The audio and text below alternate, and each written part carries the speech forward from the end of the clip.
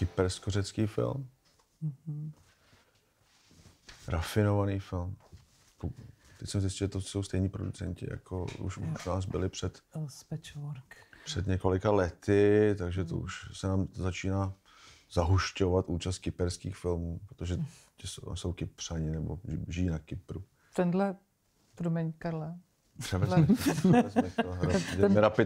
Tenhle film, tady asi budeme spíš vděční za otázky od tebe, protože tenhle film se popisuje strašně moc. Dostali jsme ho s anotací, čím méně o něm víte, tím lépe, protože hodně pracuje s nějakým překvapováním diváka. Vlastně základní premisa je, že existuje svět, kde lidi nežijou svůj život lineárně jako my, že dneska nevím, jdeme nakoupit a zítra máme tu věc pořád ještě doma, ale tady naopak člověk třeba se probudí ve světě, kdy už si tu věc koupil a čeká, až se mu jednou v životě objeví den, kdy si ji koupil. Je to vlastně život v náhodném světě, kde nejde o takový banality jako nákup, ale o nějaký vývoj milostného vztahu a zase nějaké očekávání z mateřství a je to film, který člověka strašně nutí během toho filmu držet pozornost, pracovat na tom, aby mu nic neuniklo a vlastně si skládal ten film podobně, jako si ty hrdinové skládají ten svůj život.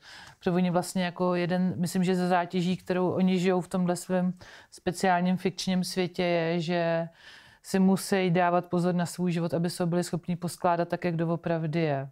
Takže je to zamotaný. Ale to jsou, z času se vyskytne film, který tak trošku jako nabourává ustálené způsoby vnímání filmu. I u lidí zkušených, u borců, kteří na festivalech vidí 3-4 hodně artové filmy denně a tohle je jeden z nich. Tohle je film, který si myslíte, že po 20 minutách jak tak trošku vlastně rozdivočile začne skákat v čase tam a zpátky a do různých dalších vlastně časových rovin, tak si myslíte, že už ho máte v podstatě v kapse a ten film vás trošku přelstí, protože po půl hodině musíte nově nadefinovat svoje jako to, co jste očekávali, to, co si myslíte, že přijde a ono to přijde později, nebo možná už to přišlo, jenom jste si to nevšimli. Je to takový jako hodně rafinovaný snímek. Takový zakuklený.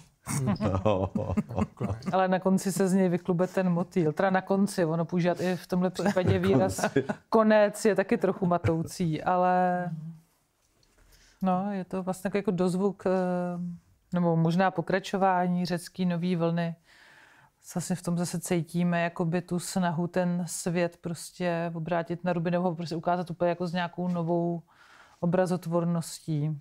Určitě to bude film, který na Kypru nebo v Řecku nebude chtít nikdo vidět. Tak jako ty nejslavnější třeba řecké filmy z řecké divné vlny, mám zkušenosti s kamarády, kteří nejsou z branže z Řecka, kteří vlastně velmi naštvaně komentovali všechny ty sofistikované snímky, protože říkali, my tady v tomhle bordelu žijeme, tak proč bychom měli vidět ještě jako uměleckou verzi téhož, která je jako skličující na druhou. Což samozřejmě je spíš takový jakoby klípek a nějak to nekomentuje kvalitu těch filmů a jejich úspěch spíše v zahraničí než na domácí půdě. Tak vlastně tam je asi i příznak toho, co možná vážím normálně s pojmem vlna, že tam se strašně prolínat profese producentů, režisérů a herců, protože vlastně v té komunitě, jak na to nebyly peníze, tak se ty lidi extrémně pomáhali a vlastně se tak jako ty jména prostě prolínaly z projektu do projektu. Takže to si myslím, že tam taky vlastně jako pomohlo strašně moc vzniku z toho fenoménu. Asi nedokážu říct, jak je to tam teďka, ale tenhle film... Pořád ten komunitní aspekt je velmi silný. Možná se to ustálilo, každý možná tu svou profesi dělá intenzivněji, ale to, že drží pospolu a má to pozitivní vliv, ta soudržnost na kvalitu řeckého filmu, to platí nadále. A je to určitě příkladem pro všechny ostatní třeba menší země, kde prostředky finanční na výrobu filmu jsou limitované, počínaje třeba Českou republikou.